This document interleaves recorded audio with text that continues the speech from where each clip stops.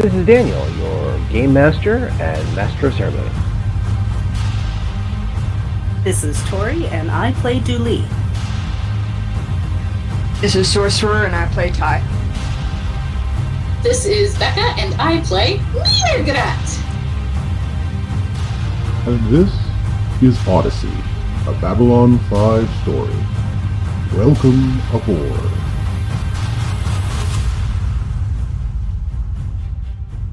Things are never where you put them the first time. I mean, what do I expect? What do I expect from you peoples? Put things away when you're done with them. How hard is this to do? Everywhere around me, there's people always doing strangest things. I mean, not that you're interested in what's going on here, but welcome to our continuing construction of our bar and showroom and playset. We have many cinematographers who are trying their best to get things up and ready. Look at that! We have set dressers who don't put their hammers away. Oh, and where did you find that? And why was she not wearing it? I have no idea how this gets to be strange sometimes. But you don't want to hear about our issues with our facilities. I imagine you're here to continue hearing the stories and the tales. Where is it? Party when I need one.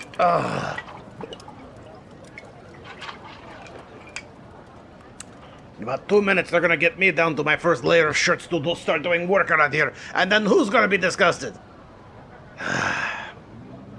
But allow me to continue where I left off, yes?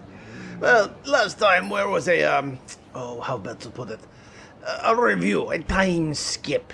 A notification of what happened over a very long period of time. Because day-to-day is boring. And boring is not good for adventure. We return to the setting. So, after about a month, so Dooley has been, again, Special Agent Dooley has been working tirelessly both with the Narn and with the ship to try to keep everything together, as well as trying to solve various riddles. Where we are, everything else like that. A couple of base camps on various planets have been established, and a number of the colonizers have gone down there. And these are specifically colonizers with terraforming experience, both how to set up a base, how to make sure the area around there is livable, how to make sure big issues are dealt with, like pathogens or beasts or anything else like that. Scout crews, if you will. They've set up a couple of base camps, but there's probably no more than 50 people in each camp, and about no more than 5 camps total. So you're not talking a lot of people. You're talking, 250, maybe 300 people total. Build the habitations, start shuttling people down. Hopefully by the time most of the people aboard the ship are able to go down to one of the planets, it'll be enough set up that they can start transporting whatever technology they might be able to use down there, whether it be food replications or energy sources, powers, light bulbs, whatever they can do. And eventually they're going to not scuttle the ship, but probably more than likely what they're going to end up doing is have a skeleton crew on the ship to do things like, security and radio in subspace, or whatever they're using for transmissions. And everybody else is going to be down on the planet doing whatever they can to survive. So, and they're not isolating, they're trying to keep it with the ISA traditions. In other words, they're not like saying, well, this is a Narn planet, this is a Prekiri planet, this is Minbari planet. They're kind of going, okay, everybody together, you figure it out once you get down there. Now, again, they notice very quickly that people have go themselves into various camps, but they still work cooperatively together. So that at least that's progress for you. Basically, yes. So Ty, you've been doing the stakeout, haven't been able to figure out what's going on. Dooley, you've become, again, a member of the crew, kind of a local hero in some regards, but also you've been acting as both ambassador to the Narns on the ship as well as to the ISA, but you're pretty much special agent. Special Agent Narn. Yes, thank you. Agent Narn. I love that song, but I heard a parody of it, and the parody goes into my head every time. So anyway, so yes, and then mrrr'grr'rat has been promoted to librarian of stature / ambassador of the pak'ma'ra, who has also been basically considered part of the bridge crew. I have not been hesitating to pull rank on anyone. Oh yes, Everyone gets a cool new job except Ty.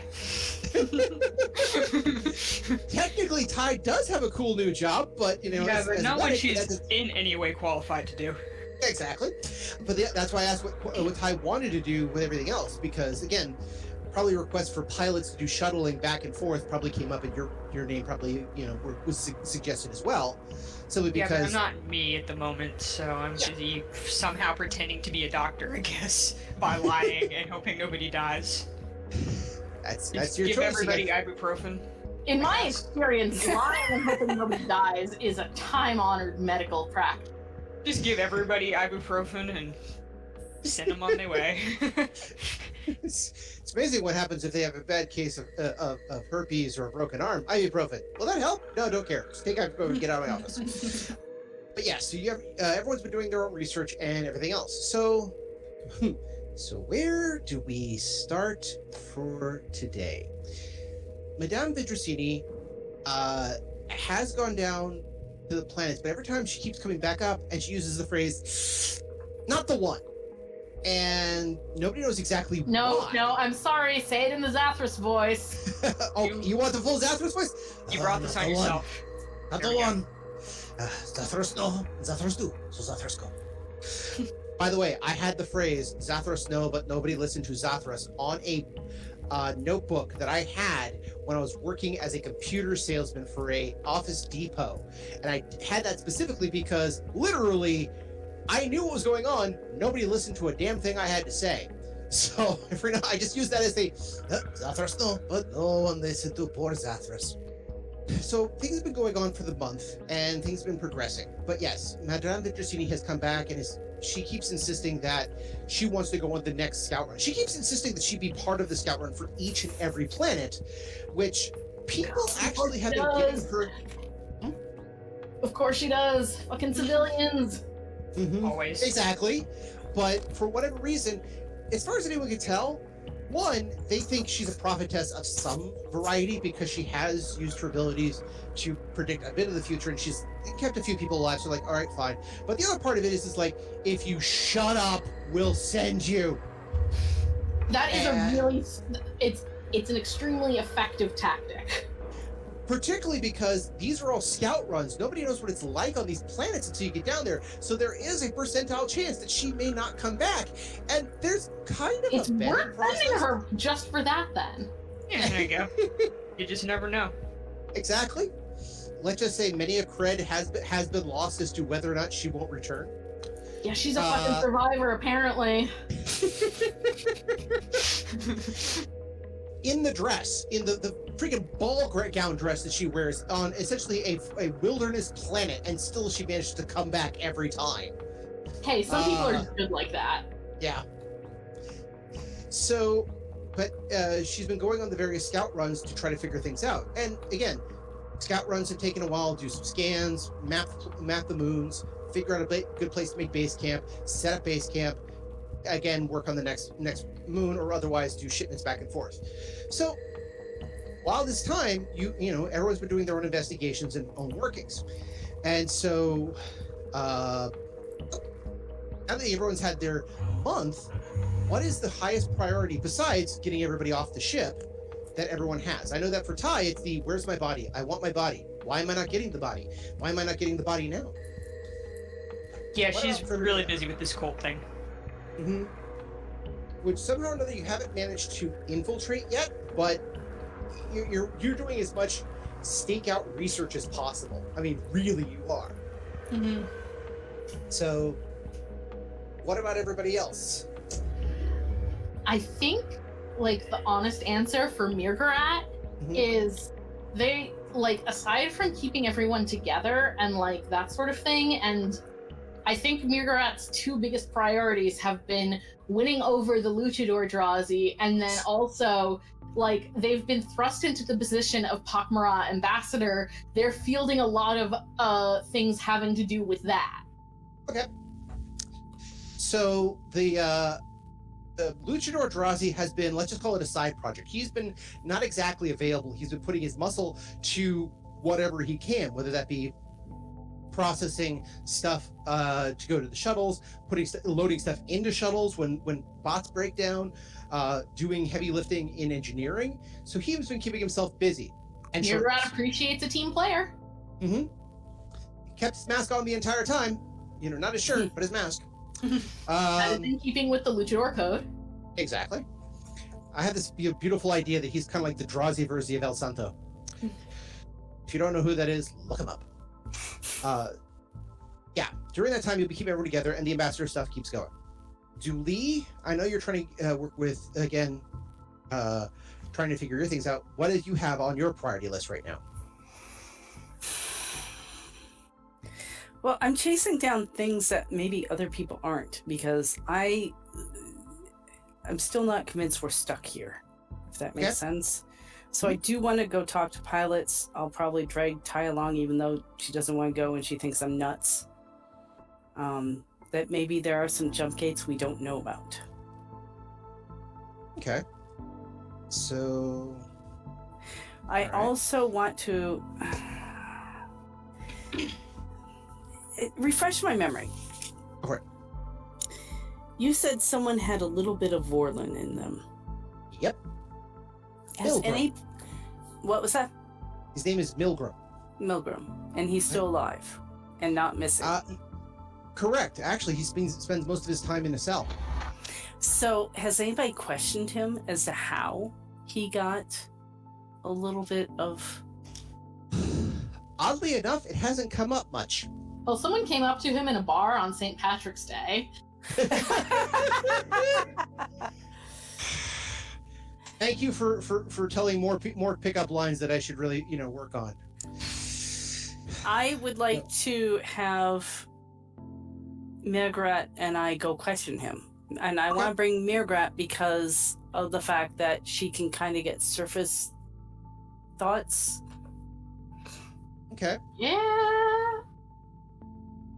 Because I'm a telepath, baby.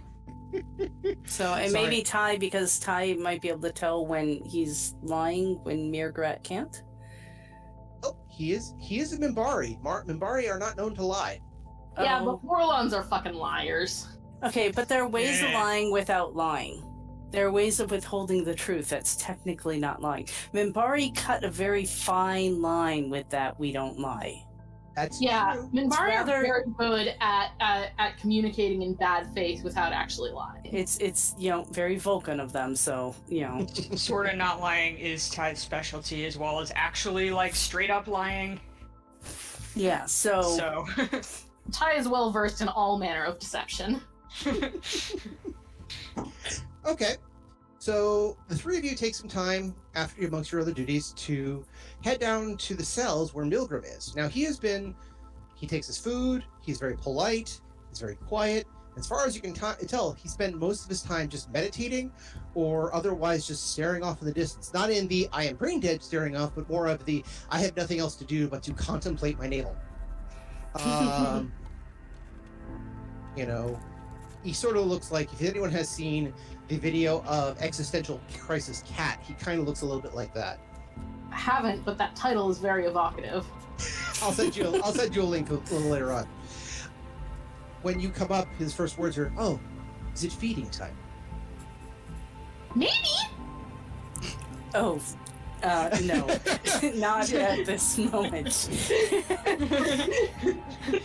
I believe we have now found the pak'ma'ra threat of choice.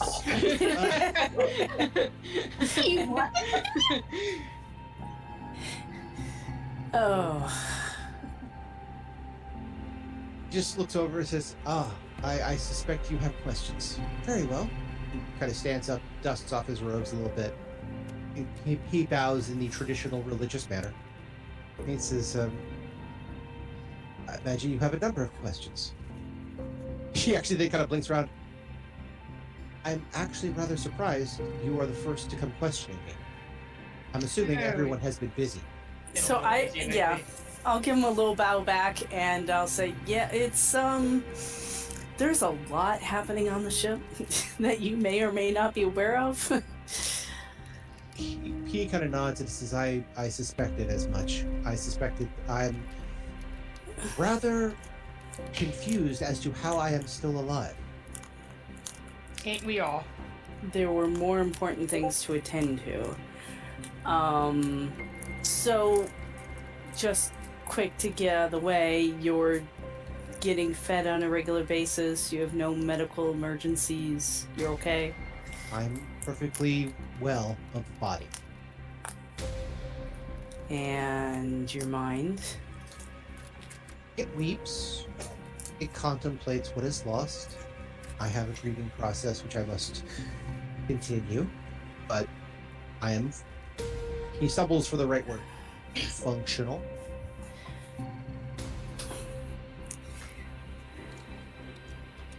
What precisely has your mind lost?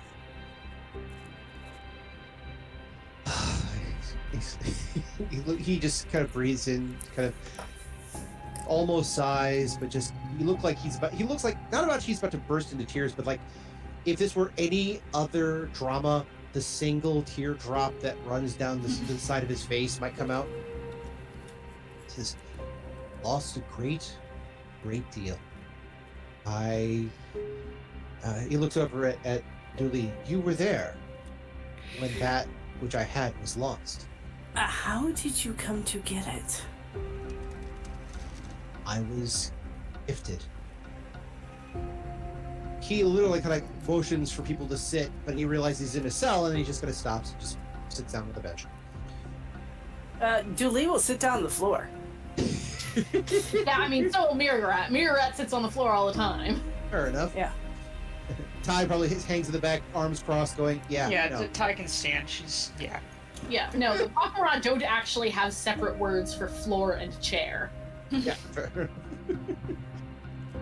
He says, before the Great War, the Vorlons, as you know, had many, many agents throughout the galaxies in hiding. Some of them were just eyes and ears reporting back. Some of them were like the Inquisitor they mentioned in the Babylon 5 files. But then there were people like me, carriers, special agents. We didn't carry the whole Vorlon. Very few of us could. We could carry a very, very small part around so it could experience what was going on. It could learn, it could see, it could do. It could tell us things and help out in a very secretive manner as to not to disrupt the order that Vorlons wish to take. I was selected. I was a member of a Minbari order and a devotee of the lessons of Phelan and of the Vorlon ambassadors that were helping us at the time. I was deemed worthy. I was then sent to Vorlon itself, where I was processed. From there, I became a carrier for Akash. I am told that you may have heard of Vkosh. There are a number of Koshes. In fact, they're all Kosh. But I carried one for a number of times. I became even a memory handler. That's how I knew about so much. But when the Vorlons left, it took most, but not all, of their pieces. I suspect if you put all of us who were carriers all together in the same room, had us expel what we had, there wouldn't be so much as a full leg of Vorlon, let alone a complete Vorlon. But we had enough. Little clues, little ideas, memories, that sort of thing. Mm-hmm. And ever since the end of the Shadow War, they went beyond. The one inside me wanted to go home. It wanted to be with its people again, be part of its whole. And I helped, and I assisted, and I nudged, and eventually, when things got out of hand after the Soul Hunters arrived, I had to act to save it. The Soul Hunters wanted it. Soul Hunters wanted the piece that I had. What better prize for a Soul Hunter than that, even the fraction of a Vorlon soul? It would be a prize worth dying for to them, to me. So, I followed instructions. I got to the bridge, got us out of hyperspace at exactly the coordinates that it wanted, and then when it saw the triune planet, it left. It's down there somewhere.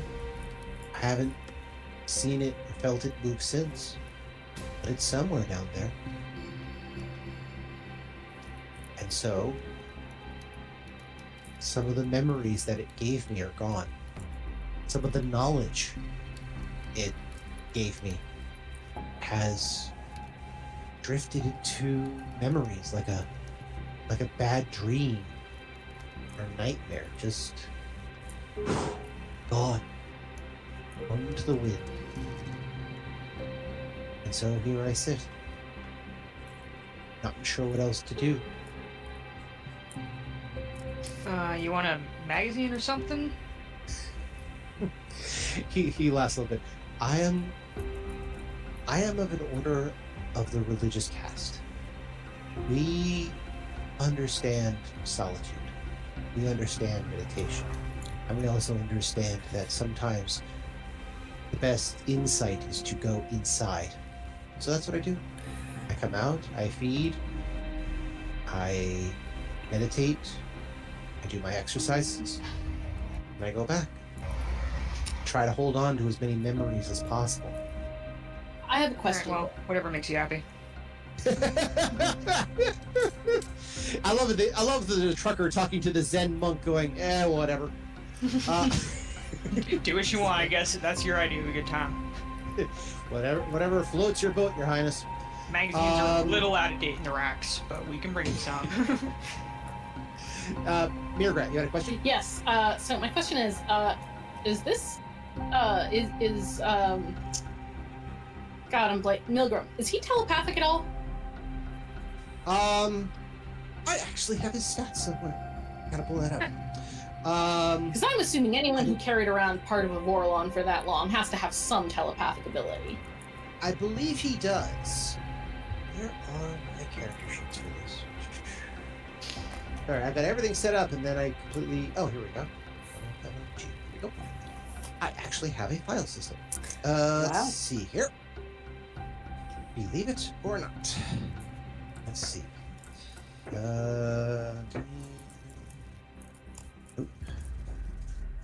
Where are you? Here we go.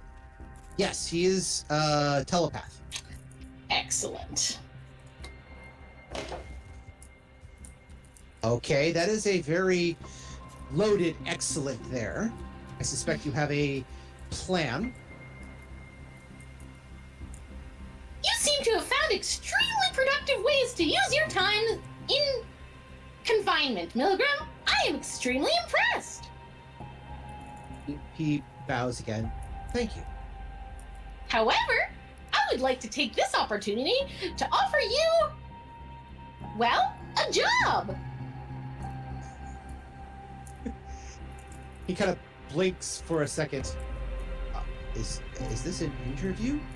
It's not so much a job as an unpaid internship. He also blinks for a second. I'm not familiar with this concept. Ty looks, like, deeply disturbed by this possibility. How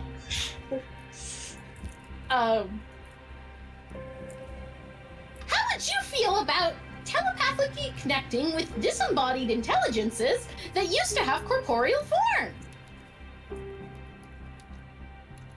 He kind of blinks a second. I suspect you will need to be a bit clearer in that regard. I am being extremely literal. Their brains in jars. What she said. See. Yeah. They also need company. They get so very lonely. To clarify, I don't care about this at all. He kind of nods and says, if this is how I continue the memories, then I'll be more than happy to do so. If you get clearance from security personnel, I will be more than happy to help you in this regard. mrr'grr'rat, we might have to move them here. They are literally brains in jars. I do not see that being an issue. I want to go back to where you said the Vorlon was on the planet and brought us here. He kind of gestures. They are down there. I don't know which planet. I didn't feel that far. But this isn't an unfamiliar place to them. To some, it was called the first and last outpost. It was the, depending on which direction, first and last outpost of the Vorlon Empire in this direction. Okay, so we may find Vorlon technology down there? He kind of blinks and says, it's possible, but I can tell you from experience, either the Vorlon technology likes you and you'll be fine, or it doesn't like you and you will not. Okay, that's kind of a thing we need to know. This has been my experience with most technology, yes.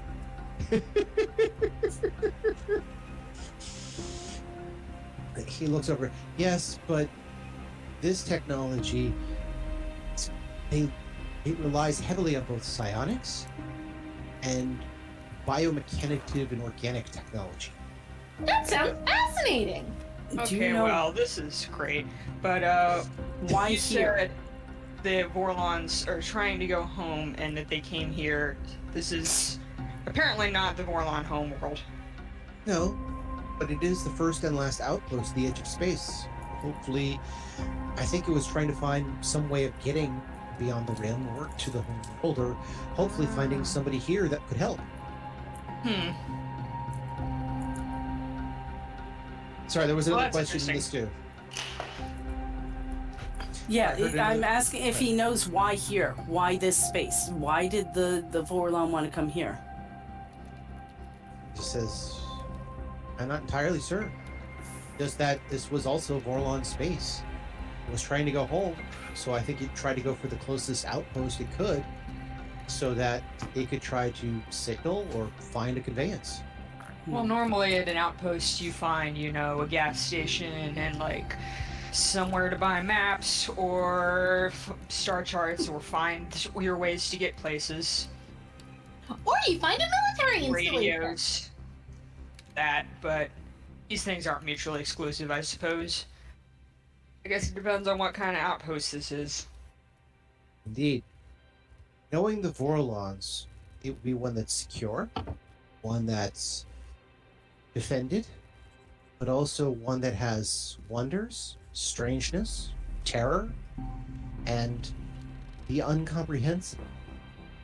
So not a rest stop.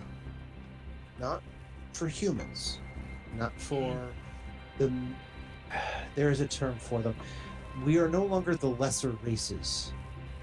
We are the middle children. For any of the middle children, it would not be habitable in the long term. But it's possible it might be with the Vorlons departed. I think what we care about now is whether or not it's going to immediately try to kill us. He kind of blinks. How long have the shuttles been going down there? What, a month? Yeah, a month. Right about.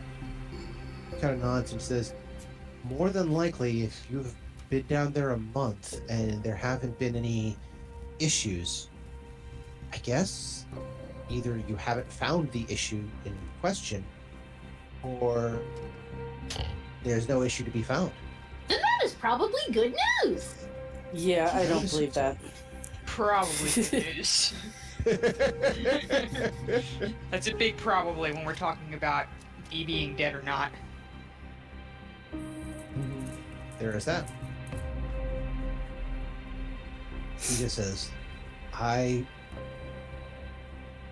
he stops and just almost starts crying a little bit. I have done a great disservice to this ship, and I've done it for a greater cause, and I have no sorrows about what I've done, but I feel in this case, since I am still here and my task was completed, I feel a need to pay penance to those on the ship. Well, I would say your task isn't complete. I think you're better off in this cell, because if anybody finds out that you're responsible for this, your days are numbered. I'm I'm worried not that going the to- brains and jars may find the prison to be an inhospitable environment. Their brains in jars. Can they see? Yes, they have eyeballs. And put a tarp over 'em. I find that to be an inhumane solution. Well, there's large parts of the ship that are empty. It's possible we can make a secure quarters in which to put him and the brains in jars and basically have people check on them. We should probably make sure nobody knows where they are. Diplomatic suite. I believe security will not be an issue. Sorry, that was two people talking at first. Yeah. Sorry. Mrrr'grr'rat, go ahead. I literally live in a diplomatic suite. I believe security will not be an issue. What? And, Ty, what'd you say? I'm worried if anybody knows where this guy is and knows that he's responsible for this, and people could find these things out pretty easily just by talking to the bridge crew. Someone's probably going to try to kill him because they will not be happy about how he has stranded us here a very long way from anywhere for his own purposes. Yes, he says a Vorlon told him to do it, but come on now. Could we not simply explain about the Vorlon? Nobody cares. I care about the Vorlon. It's fascinating. You do, but your average person doesn't care. And I'm not sure people even remember. There's been so much else going on. I think he's been forgotten. Do you know how many times people say a Vorlon told me to do it for some bizarre thing they think they could get away with? It's not that common, but it's happened. But how many times was it actually a Vorlon?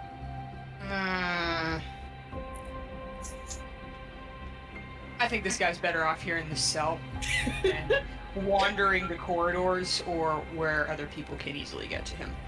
He will not be in either of those places. It's up to you. This ain't my problem. He will be in a pleasant room, full of brains and jars. Just Ain't want my to point problem. out, just would like to point out the fact that technically, now that mrrr'grr'rat has moved up to the ambassadorial quarters, mrrr'grr'rat has moved to the ambassadorial quarters. mrrr'grat's old cabin is now vacant. Yeah, that's true.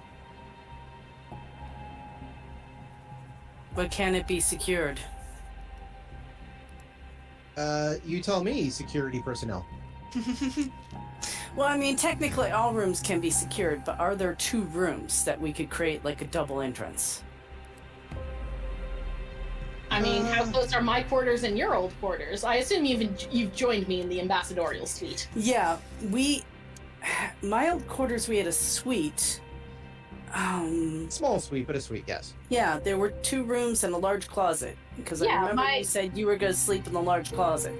Yeah, and my old quarters were roughly the same, I believe, because we were both in second class. Okay. So, yeah, in that case, we could secure them. Huh. Because we could put them all in the one room. Yeah. And then we can have someone, maybe the luchador Drazi,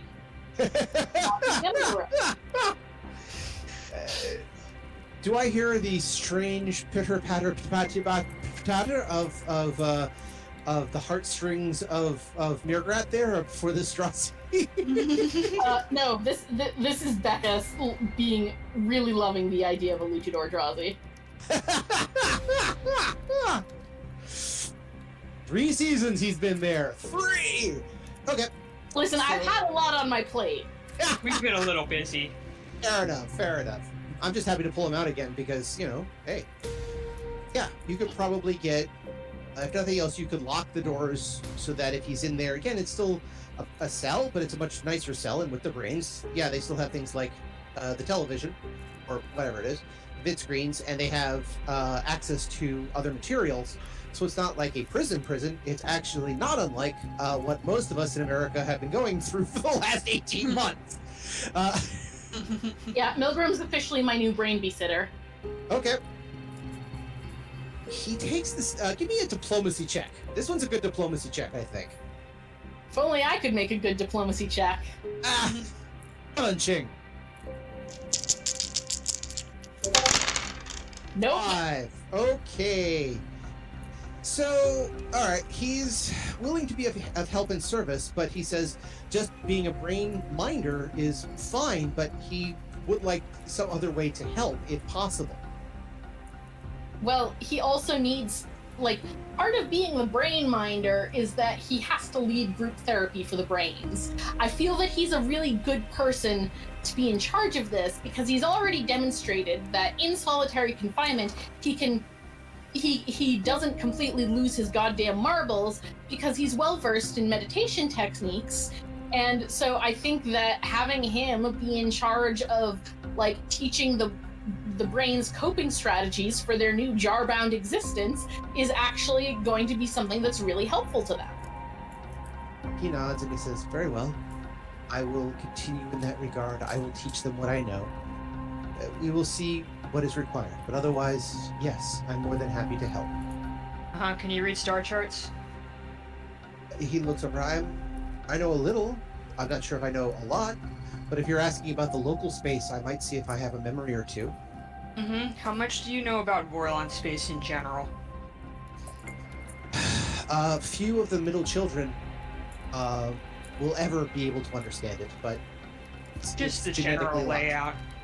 Oh, well, never mind. It's useless. Never mind. Vorlons like their the Vorlons like their secrets. Apparently. He stands, he gets his robes together, and puts his stuff together, and he says, very well. He bows again, with doing the triangle hand things. He says, very well. Allow me to tend to those who need it. Come, I will show you to the brains. Hold on. Can I do a sense motive? Because I want to know if maybe I think I can escort him through the ship without having to do, like, the whole handcuff thing. Oh, okay. A sense motive to see whether or not he's going to bolt? Yeah. Okay, sure. Because it's just, I don't want to just release him. That just seems wrong. Yeah, because no one's ever been released into my custody before. Wink, wink, nudge, nudge. I didn't do anything that bad. I mean, I rolled that the wrong one. To Sorry. commit coffee assault. All right. Hold on, I rolled the wrong thing. No worries. By the way, I appreciate the fact that you guys remember the coffee assault, which means you've been listening to the episodes. Yay! 21. Not bad. Okay, from what you can tell, when you say we need to go here, he will put his robes on, he'll put his hood on, he will follow. If nothing else, you know this about Vorlon people.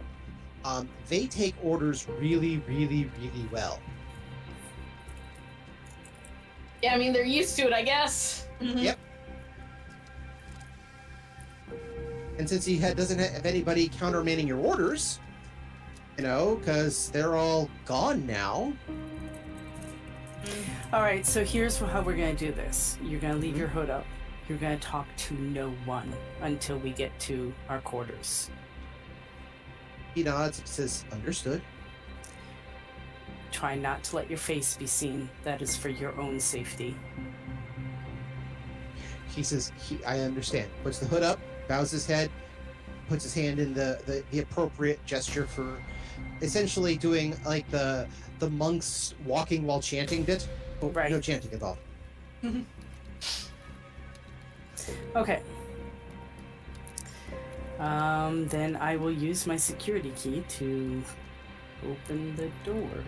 Okay. Door opens. He stands, bows his head.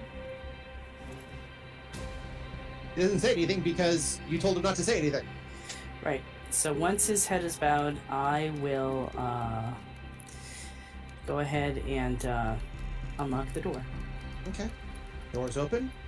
He, steps out, but then stands right in front of the door. No? Yeah, I'll grab his elbow. Sorry, I'm just trying to think this through. I'll grab his elbow. Ty, you want lead or back? You need me?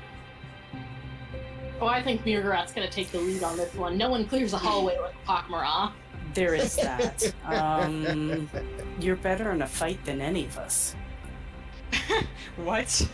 Okay. Low bar. Yeah, low bar, but I mean, she's I still think there better. are rings jars that are better in a fight than mrr'grr'rat. Ty literally has like negative strength, I think. Or like negative athletics or yeah, yep. The Negative pilgrim actually that. holds up his hand and says, "If I may, I can guarantee nobody will bother us." Okay. Yeah, I feel like more people escorting this guy around is going to be more obvious, especially since I am not pak'ma'ra or police guard, cop, whatever you want to call me. You're not security personnel.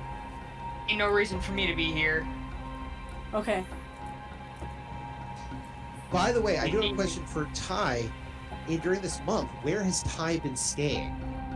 I figure she probably lives along with her kid in mrr'grr'rat's quarters thing, because her other house, her original body's quarters don't belong to her anymore, and her other quarters, I assume, are down in steerage, which is currently occupied mostly by Narns and cultists, so she doesn't want to be there particularly. Other people are there too, but If she doesn't have to for some work or personal reason. Okay. mrr'grr'rat is all for keeping their intern in-house. Yeah, also people to keep an eye on her kid are good since he can't stay out of trouble for 5 goddamn minutes. Fair He's enough. that age. He is that age in which he is willing to experiment with forces beyond the knowledge of mortal men. So, Yeah, I remember that age fondly. yeah. Everyone remembers their first demon summoning. First time they summoned a demon, that whole bit where they had to draw blood for the first time, and then there's that whole bit of explaining to the parents the blood stains for weird reasons, not to mention the other stains. The parents just never want to ask about those. Okay. All right, so yeah, we will just we'll go to my old quarters. I'm assuming that on BAB 5 they had like the ability for security people to basically place a security lock on the door. Correct. Okay. So you take them to your quarters or to mrr'grr'rat's quarters? Are the brain centers still in mrr'grr'rat's quarters? I believe so. Okay, then we'll take them to mrr'grr'rat's quarters. Okay. I mean, mrr'grr'rat's if they're not, we'll get Jorni to move them. fair enough. Yeah. Working with bridge personnel. It's now the official pak'ma'ra ambassadorial catering cart. No one wants to know what a pak'ma'ra needs a catering cart for. Yeah. Yeah. Yeah. They don't want that back. Let alone if you actually find out where there's a pak'ma'ra buffet. Nobody goes near it. So, speaking of Jorni, when you get down to mrr'grr'rat's quarters, you let Milgram in. He bows. He's quiet the whole way through. And yeah, everyone give me a note. Oh, wait, me? hang on, that's the I am wrong. unclear if I'm along. I mean, Ty is trying to sneak away from this because she wants to go back to steerage and stare at her fucking cult door for a while. Okay, that's fine. You don't have That's to. why no she worries. was trying to avoid having to escort this guy. Okay, no worries. That if you want to just duck away, that's perfectly fine. Oh, good grief. I got a 16. I am so worried about everything. I'm not noticing anything. I got a 14. Julie's no having a rough week. I will give it to mrr'grr'rat in this case. Basically, when you guys get down there, everything's fine. Nobody's noticed you guys. Nobody's bothered you. Anything else like that. I won't say what happens to get to the door. We'll get to that in a second. But mrr'grr'rat, you notice that literally nobody looked in y'all's direction. Nobody. You were walking all the way from the bridge area, the security office, to second class where your former quarters were and the brains are, not a single person looked in your direction. I'm gonna assume that Milgram did some telepath bullshit, because that's what I would do if I could do that without knocking myself unconscious. Which also basically tells you something else. He's a good telepath, which means I made the right choice for putting him in charge of the brains. Fair enough. I'm excellent at identifying and having people. Hopefully we can do this. I won't say fast, but by deadline. But I've got a little bit of a cliffhanger for Ty. So here's what we do. Bill Graham goes into goes in there. He immediately treats it very much like the Mimbari temple, and he bows. He introduces himself. He even says, "I'm here to help and to educate." And Tuvo kind of looks at you guys, going, "Really?" He bows and he says he understands, but he also says, "True, but I still have much to help the coworker learn in his journey." And you can learn much from him. Indeed, that is what we plan to do. But he immediately, gets into a teaching stance, which is cross-legged on the floor, and he says, "I will be fine here. Thank you for this opportunity." You go and you put the secure lock on him, which is also good for Tuvo, because that means he's under house arrest too. You're grounded. Mm-hmm. Yeah. They have so much in common. We'll bring them food on a regular basis, and they have access to the entertainment system, such as it is. I think there's 3 tapes in there, whatever. Honestly, they're grounded. Brains get entertainment veto power. But yeah, so you lock him in there, and when you turn around after locking them in, Jorni is standing there and is holding a piece of paper in her hands, and she says, Mistress Dooley? Yes. She holds the paper in front of her. She says, "I believe it is time." And she holds out the paper. It literally starts clocking down from 10 minutes. About 30 minutes. Down to, switched from 30 to 29. And 29:59, 29:58, 29:57. And she says, "I believe we're someplace we are to go." And give me a will save. This goes for both of you, by the way, so you both can see this. Oh, am I giving a will save then? Yes. All right. Let me look at my will, which actually just went up.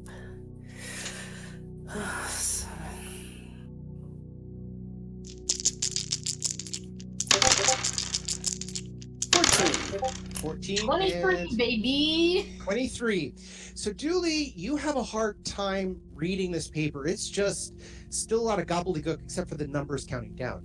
mrr'grr'rat, on the other hand, you're looking at this, and there's a lot of strange gobbledygook and words and this and kind of instructions and just really weird. But you're getting some of the formulas are actually not a formula, but it's a map that's done through ASCII in a lot of ways. So you realize very quickly that this is going to a first-class cabin, but not a cabin. It's actually like an area of the ship, which is a promenade deck. But even then, it's a a place where people can walk down the promenade, but it's like a hallway. But even then, it's an alcove in this hallway, which looks like it was designated originally for janitorial services. So what I'm seeing here is that someone's studying a secret passage into the important people's living room. Quite possibly. I'm sure this will be fine. He says, "I believe we need to go here. Please. You asked for answers, and you asked for my trust. This is how I return your trust." Okay, we'll go there. Okay. She starts walking, walks along. She's a little brisk walker, very excited, but she's not as slouch as she used to be. Over the last month, she's gained something of a posture. You don't know how much of that is the adaptation or the machinery or just a certain level of pride. But she's actually, now walking with her head a little bit higher. But consequently, because of which, her stride is longer. So she's a little, you have to kind of try to catch up with her or tell her to slow down. And she leads you guys to first class. And again, you figured out where this place is. There's a couple of different sections. It's not the ambassadorial wing or the first ultra deluxe suites. It's, again, the closest I could say is that, again, like second class, there's areas where you can get, where they have little bodegas and little snack areas, so you can go and get your basics and go back to your room. These are very nice basics. These are very nice bodegas, essentially. But there's a couple areas for storage, a couple areas for janitorial, which are made to look like they're not quite flush with the wall, but made to look as inconspicuous as possible. Okay. And she says, okay, I believe we're here. Now, where she is, she takes you into the alcove itself, which looks like a hallway that ends at nothing. And there's even a small picture, on the wall, just kind of, oh, here's a picture. Isn't it lovely? And she says, okay. She looks at the page. All right. And it's been took you guys a little while to get here, but she's like, all right, we're almost there. Now, we just have to, she turns the page around and she shows it at both of you again. She just says, we just have to say the word. Now, both of you recognize that there is a word that needs to be spoken. And you recognize that the word starts with an I. So, give me a will save, both of you. 24, natural 20, baby! All right, and Tori? 18. All right, so I'm going to send both of you guys on your private messages. Uh-huh. I'm going to send you a word. Okay, where did it go? Oh, is your private messages down the bottom of the chat area? Okay. All right, so Julie, say aloud what you see. Indescribable. Okay. Nothing seems to happen, and mrrr'grr'rat, what do you have? Indistinguishable! What was it? Indistinguishable! Okay, Becca needs a minute. Have a little lemon, it helps with the voice. No, it's not that, okay, come on, I can do this. I took Russian. Indistinguishable. Did I misspell that? Maybe? Is it Oh, yes, I did. real Yes, I word? did. Hold on a second. Actually, this is funny because this is actually part of the room itself, which is why I'm laughing. Okay, that changes things. Indistinguishable! Not the picture, but the hallway leading up to the picture. Part of it slides open. And just literally just like as if there was this huge door, it went from floor to ceiling, just slides open, a little bit of a hiss. Once that happens, everything on the piece of paper that she's holding snaps into view. Everything's crystal clear. Nice. And so when you open the door, you open up, there is what you seem to be some sort of human who's standing over, of all things, a cooking pot, stirring like at a stove. It says, come in, please sit. Completely, he's kind of talking with his hand, the one that's not stirring whatever's in the pot. He's not looking at you, he's not doing anything else, he's just kind of directing with the one hand. He's like, oh, sit over there. Good, no problem. Sit. Oh, that's very good. Yes. And sniffs. Not right. Oh well. Let's see what we got here. He is young-ish. You would probably guess human in his early 30s. His hair is close cropped, but still pretty, it's still kind of fashionable. Not like I have a buzz cut, but more very tight hair, but, not flowy in any direction. Yes. Very good. Let's see here. Sit. Everyone's good. Oh, good. I see. He's not even looking up. Good. I see you brought everybody. Lovely, fabulous, lovely, good. Now. He then reaches up to a small cabinet. Everything in the room, by the way, is some color of gray or black. I mean, it's like everything is almost monotone. Like you've walked into a black and white movie, except for this guy and you guys and your people. Everything else is like walking into a black and white movie, which for mrr'grr'rat means walking into a movie. Hey, I see an infrared. Yeah, fair enough. I see colors humans couldn't even dream of. Fair enough. Which is why I won't describe some of those, but everything else for both Jorni and for Dooley, it's a lot like walking into a black and white movie. And except for him, he's standing there. Yes, good. Yes, good. He reaches up to a cabinet, literally not even looking up, pulls out 3 small bowls. Yeah, maybe like 2 cups worth of space. Ladles out whatever's in his pot into the bowls, holds all 3 with one hand, with the other hand grabs a couple of utensils, lays them on all 3 so that they're kind of like acting as a locking mechanism in a weird way, turns off the stove that he's got, and then turns around. He's, again, fairly young, all things considered, and he walks up to everybody, and he places a couple of the bowls around a very small, it's not even a full table, it's kind of closer to a kind of a slightly tall coffee table with a couple of chairs around it. And he just kind of sits them there. Here we go. Good. And he goes back for a second, grabs something off a secondary pot. Looks like he's got a mug of tea or something like that. He brings it back. Good. Everyone sit.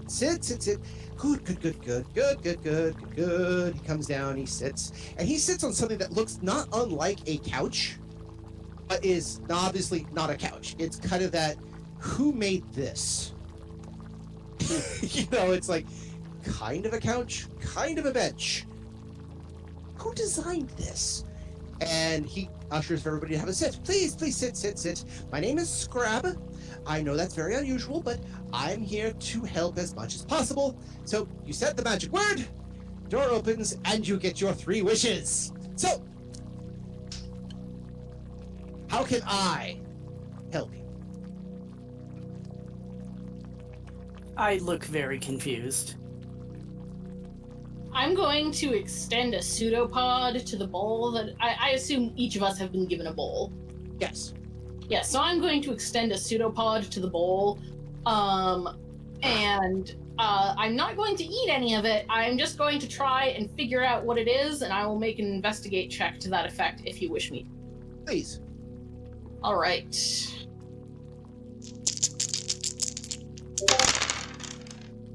All right. 29. 29. Okay. So it is a form of vegetable stew, mostly mushrooms and a couple of vegetables, though there are floating chunks of some sort of meat that for earth tastes doesn't look unlike beef, like stew meat beef. Okay, and so it doesn't contain anything, for instance, like seafood. No. Okay.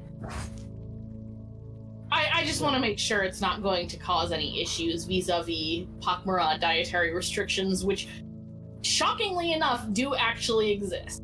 Yes, no seafood because that's blasphemous, and I can't remember the other one. No, it's just no seafood. Oh, I mean, no inorganic material, but Yeah. that's kind of for everyone, really. Yeah. So he sits it down, and he looks over at, he bows a bit to mrr'grr'rat, he bows to Julie, and he claps his hands at Jorni, kind of, good, you're the one. Good. You have many questions, and I'm here to help. Now, let us start with questions 3. ask. He points immediately at mrr'grr'rat. Question 1. I would like to hold my question until the others have asked theirs. Oh no. He says, very well. Question 2. He points right at Julie. So just so I understand this, we get to ask 3 questions. You will answer those 3 questions. As you have made these as forms of statements, I will accept, but what you're asking about is correct. Yes, I will answer truthfully. This is the tradition. You managed to get past my wall, so you get the 3 questions. We'll discuss everything else after that, but still, tradition is tradition. All right. How do we, and we being the collective people on this ship, get back home, which is defined as our starting point? He kind of blinks for a second, and he looks over at at Jorni for a second and says, "How is that one not an engineer?" She kind of scrunches up her shoulders a little bit. Well, I think what you're asking is multiple questions simply because how do you get back to your starting point? You arrive at where you came.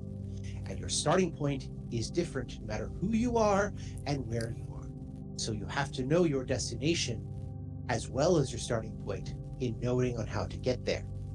But I think you're asking about the larger concept. And since you were also using grander concepts, that's a much longer conversation than your 3 initial questions. So let's continue, shall we? He points back at at mrr'grr'rat.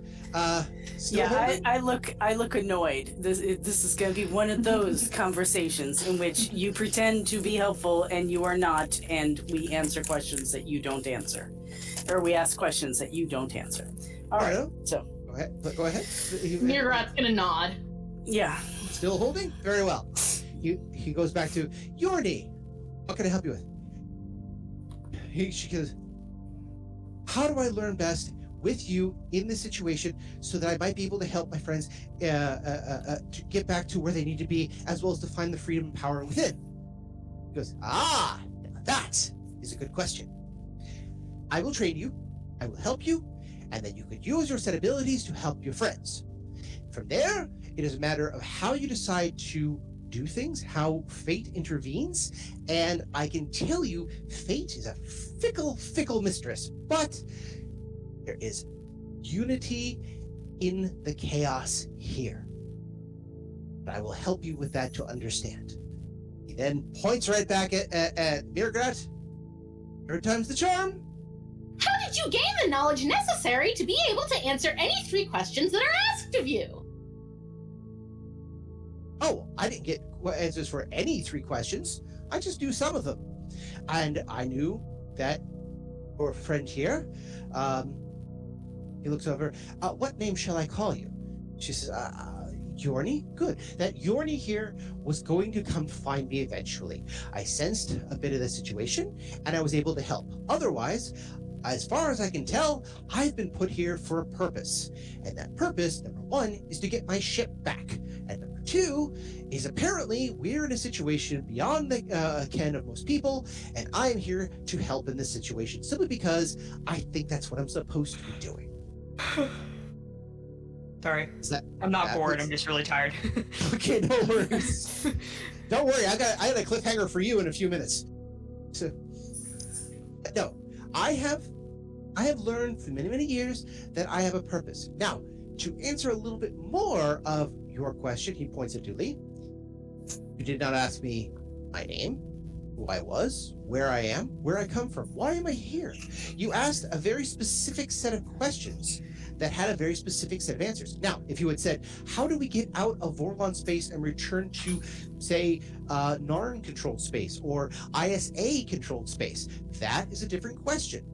Like everything, as certain disciplines will tell you and your own engineering mind will tell you, the question you get is just as important as the answer. I'm here to help. That's Mostly not because I'm here to help her. Sorry, what'd you say? That's not help. You're in a realm. As a matter of fact, exacts. I have a Minbari friend that would love to talk to you. Quite possibly. There hasn't been one Minbari one of us in thousands of years? Hundreds of thousands? Maybe more? Well, he's grounded, so this is an impossibility. Yeah, there you go then. I take it you don't leave this room. I don't leave my well, I can. I choose not to. Simply because this is what I'm trying to salvage. Okay. This is my So- ship. Yeah, until he's not grounded. Wait, this is your ship? Yes. I Oh, look over God. at Jorni. This is the brain panel, isn't it? Brain panel. No, I said that in the Becca voice, not the mrr'grr'rat voice. You're not allowed to interact with that. Fair enough, fair enough. Wait, how is this your ship? Oh, well, as you know, or as you may not know, my kind have the ability to manufacture certain things and produce miracles through interesting science and so forth. Well, one of the miracles that I was experimenting on was a particular ship that could disguise itself on almost a molecular level using hyperdimensional technology. Unfortunately, I parked it in a scrapyard, and it became this. They welded my ship to the bulkhead. I kind of want it back. That sounds like a If- personal problem. No. We could possibly do that. I kind of lean back. I'm entering diplomat mode. So you want your ship free from the bulkhead, Indeed. and once you're free, you will do what? Off to see my brothers, sisters, maybe explore a bit more. You have a You're- higher technology. Do some, yes. Could you potentially move the larger ship with your ship? Well, the larger ship is moving my ship. But What could your exactly are you ship asking? move the larger ship? Well, it's got more thrust. I don't know sure how I can do that. I can't just teleport my ship away. No, but Ooh. can you create a gate? Jump gate? Mm-hmm. Well, this ship apparently can do that on its own. But I'm guessing you're asking, how can I navigate the reaches of hyperspace Without Get markers. that markers? Well, my ship does have some technology which can get to the further reaches of hyperspace than most ISA crafts can. It will take a while, and it is very dangerous, simply because it is interfacing two very different levels of technology. But I can tell you this. I might be able to help. I might be able to work on this situation for you, because I very much want my ship back. But I can also say this, based on what the intuitions I've been getting, and based on certain, he kind of laughs for a bit, signs within the tea, and signs bubbling from the cauldron, and stars aligning in certain ways, I think you're nearer to something than you think. You're at the first and last outpost, aren't you? Yes. There is something waiting for you down there, but not yet. It's waiting for your friend. Which friend? I have lots. Oh. You have your assistant, who, if you'll excuse me, I may wish to borrow. I think she needs it. You have your buddy cop, as it were, and you have your body-switching friend. I believe there's people looking for her. Huh. I digress. I might be able to help, assuming the technologies are compatible. However, I think there's some other routes possibly to take, but I will do my best. In the meantime, since we're in this situation, and can you promise me the return of my craft? I can't promise you anything, but I can come up with a plan and hopefully get back to you on details. Let's just talk about, we'll table that for the moment. Nothing is signed in blood. He pauses for a second. Yet. But as we all know, deals and deals and deals are all part and parcel of the endeavor. So, everyone enjoy your soups and your stews, please. Again, I wish to borrow young Jorni for a whit. I think that she will be helped by my guidance. He also looks up. You haven't figured out who I am, have you? Is he asking that of He's asking that now? of everybody here. Oh. No. I have no idea who you are. Looks over at mrr'grr'rat.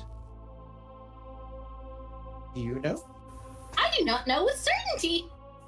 What does your gut tell you? If my gut were telling me, I would know with certainty. Then what, logically, do you suspect from this situation? That you are either a technomage or a soul hunter. Well, certainly no soul hunter. Yeah, I kind of look startled. I was right. Damn it, where's Ty? God damn it. Believe it or not, I had him listed from day one. Ty's gonna be so fucking mad. Julie is mad. She's like, I was right. Where's Ty? So we're gonna hold that conversation with Julie and mrr'grr'rat. We'll get back to some of that with Scrab next time. I also have to write down that that's his name because I gotta remember these things. So let's go back to Ty. Ty once again has been staking out the church. I had this bizarre image of Ty like taking up smoking or something to that effect. You know, just kind of, you know, do just something to continue the time while you wait for the doors to open and close, so you can get a glimpse of what's beyond in the chapel. And every now and then the doors open and close. There's singing, there's hymns, and there's the usual fanfare for a chapel. But and it's morning, noon, and night. Never stops. Whatever it is, it never stops. There's light on the inside too, which you can't quite identify, but that could be anything from stage lighting to candlelight for all you know. But you just sit there, you're watching. And eventually, after watching for a while, someone comes up, sits next to you. Not like up next to you, but you know, a couple of feet away, rests themselves a bit. Says, are you going to the church? The chapel? I'm not much of a churchgoer. In my day, I went and I wasn't happy with it. But things have changed. I have changed. I think there's something in there. What do you think? There's something in there. What do you think's in there? Change? Difference? People? Those are all in there. I mean, couldn't tell obviously you. there's people in there. And if there's people, there's always problems and possibilities. People are like that. He shrugs a bit. But I suspect you want more than just generalities. Well, You got that right. do you want in? Sure. What's the password? What do you want? What do I want? I'm repaying a favor. I'm, reducing a sin, if you will. And if you'll just come with me, I will get you in. Consider, for the moment, my debt paid. To He stands who? up. To you, to your son, to a few others. I think it's important that I head in. Just to take a look. I don't I believe so much in the church, but I think it's important for me to look. He gets up. You've noticed now he actually has not just a mustache, but he's got the mutton chop mustache. You know, the thing like where you have a full beard, but you just shave your chin? Mm-hmm. Yeah, he's got one of those. It's a gray color, but it doesn't look like he's old. It's more like the guy was probably a redhead, and then about 24, he lost a lot of the coloring in his face. Mm-hmm. He's a little rounder. I mean, not like chubby, but he's a little rounder. He's got a very full face, cherub nose. He's wearing a hat, but it's not like a baseball hat. It's almost, but not quite, a bowler in a weird way. Again, it's like someone had described a bowler to someone alien who had never been to Earth, and this is what they came up with. He's also in a decent suit. Give me a minute. I need to make a call first. Okay. He's, very well, very well. I'll give you a little room, please. He shuffles over to the side. You also notice that he actually has a cane with him. And it doesn't look like it's a walking cane, but it doesn't look like he needs it. I find this very suspicious, but also I do want to get into this chapel. But first, I am gonna call Dooley and tell her that I'm going in here, so that if I don't come back, they know where to find me. Okay. Which, by the way, is a great cliffhanger in and of itself. Yeah. So you call up Dooley. You say, you know, I think I found a way into the chapel. Just letting you know I'm heading in. Any response from Dooley? Where are we? I guess I'm asking when is this call happening? Because if we're mid conversation with this weird dude, I'm probably not gonna respond. Actually, I'm gonna do this even better. You're in conversation with the weird dude. You never get a chime. You never get a chime. For Ty, when you do the tap, you actually get call cannot be completed. Well, that's weird. I call mrr'grr'rat's quarters instead. Quarters or mrr'grr'rat? I mean, I know that mrr'grr'rat is with Dooley, so if Dooley doesn't have service, it's the reason mrr'grr'rat probably doesn't. So yeah, I call mrr'grr'rat's quarters instead, where I know there's people. Because they're grounded. They can still answer picks the up. He picks up. He says, "Milgram's ashram. How can I help you?"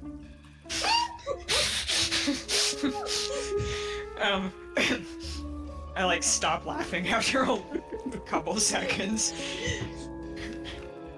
I'm gonna go in this chapel, baby. Whenever Dooley and mrr'grr'rat get back from whatever the hell they're doing, just let them know that that's where I went. Mom, are you sure? Yeah, it's just, you know, it seems like a goodish idea. It'll be fine. You know me, it'll be fine. Okay, I love you, Mom. Love you. And that I can see you hanging up more than he could, so it's like, yeah, love you. Yeah. Click. As you walk slowly to the door, and there's a couple people up front going, and who is this who we welcome, who wishes to become part of the chapel? What sins would you like to absolve yourself of? The old man stands up and says, this one is reverent amongst you and has earned her spot within. Allow her entrance. You kind of nod. But very well. Nods back to him. We will take that into occurrence, but I believe you may be correct. He then turns to they then turn to Ty again. You who are without stone, you may enter and receive the light. So, gentleman, All right. nods his head. He goes over. For the moment, my debt is paid. He lifts his hat at you, kind of tips his hat at you, and said, "Oh, and by the way, I will keep an eye on Tuvo better than I had previously." Yeah. Okay. I'm not thrilled about this, but on the other hand, Tuvo is in a locked security area with several adults and guards, so I'm not that concerned either at the moment. I'm not going to tell him that, obviously. That'll be dumb. So, you didn't even, I have to do this because you didn't ask him his name or anything else like that. But I just never for GM ask Fiat, people these things. it's To true. be completely like, yeah. But who would know that you are Tuvo's mother when your body and your kids' bodies have a different name? Alan Gibbons. No? Let's see. Benny, but I know he's dead. Dewey and mrr'grr'rat. Running out of people here. That's all I can think of. That's all 4 of the people I can think of who might know that. He says, he tips his hat. Wagner, at your service. Then bows, turns around, and leads you to your business. Stay away from my kid, Wagner. He bows again, as you wish. He then continues to walk off as if he's walking down the Strand, or the Strand, or whatever, how it's pronounced. Okay. Okay, do I do this That to was you now, something. or do I do this to you later? You know what? I'll do this to you. Oh, I gotta do the card. I know we're almost out of time, and up. Nope. Literally, the card I pulled over is called Cliffhanger. So we're gonna end tonight as the doors open, light shining down, and you walking inside. The doors closing behind you. That is a hell of a question. What? You thought it was going to be that easy? How often can I just yell the word cliffhanger at the end of an episode? So why don't you come and join us next time on Odyssey, a Babylon 5 story. So maybe you'll find out where this cliff actually ends. Yes! In the meantime, I've got to get back to work. All right, that's it. I'm taking off the jacket and I'm getting a hammer. You better back away now. There is a set designer in me screaming to get out, and it's going your way. And that's where we're in for this week. I want to thank everyone for joining us and hope that you continue to join us every 2 weeks for another episode of Odyssey.